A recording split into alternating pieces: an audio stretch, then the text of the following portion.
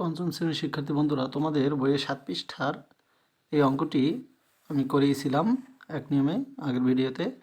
এখন দেখো আমি এই অঙ্কটাই বিকল্প নিয়মে করব। এই দেখো আমি ওই অঙ্কটা তোমাদের করিয়েছিলাম, এখন এই অঙ্কটাই শুধু আর একটা নিয়মে আমরা করানোর চেষ্টা করব। এখন দেখো আমাদের এই যে 89,753 753 সাথে 1999 গুণ। এখন আমি এবার অন্যভাবে ভাঙাবো। দেখো এই 89,753 তার সাথে এই যে 1999, আমি ইচ্ছে করলে এইভাবে লিখতে পারি যে 1000 আর আছে এই যে 999।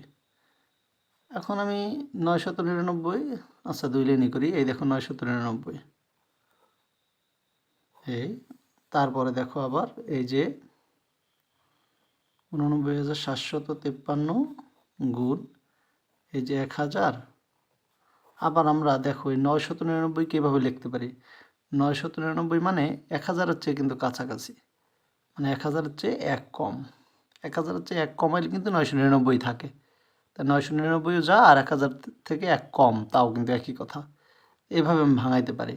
এখন দেখো 1000, 1000, 2000, 2000-এর চেয়ে 1 কম, 2000-এর চেয়ে 1 কমই কিন্তু 999।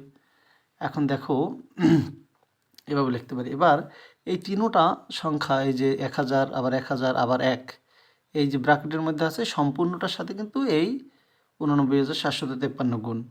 এই 1000-এর সাথেও, এই 1000-এর সাথেও, আবার এই 1-এর সাথেও গুণ।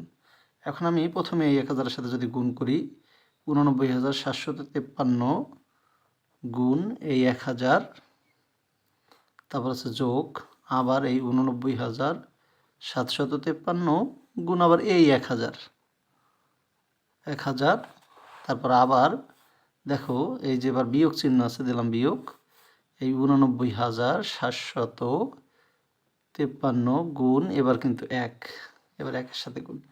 এটা আমার কাছে আর একটু সহজ লাগে। দেখো এবারে গুণটা যেমন এই আগের অঙ্কটা 2-এর সাথে গুণ করা লাগছে, কিন্তু এখন আমার তোমার কোনো গুণ করা লাগতেছে না। দেখো শুধু এই যে 89,753-র সাথে যদি তুমি 1 গুণ করো আর এই 3টে শূন্য দিয়ে দাও, 89,753 অক্ষে 89,753 আর 3টে শূন্য, তারপর আবার যোগ, এই যোগ, এই গুণটা করলে, এবার এই গুণটা করবো।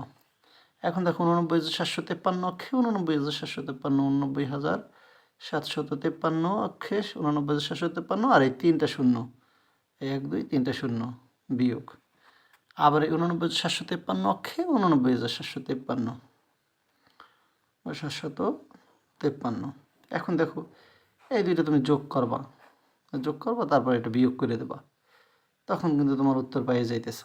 আমি যোগ করতে পারি বিয়োগ, কিন্তু ভিডিওটা একটু বড় হয়ে যাবে, এই জন্য আমি করি না। তোমরা চেষ্টা করবে, চেষ্টা করে জানাবে। ধন্যবাদ।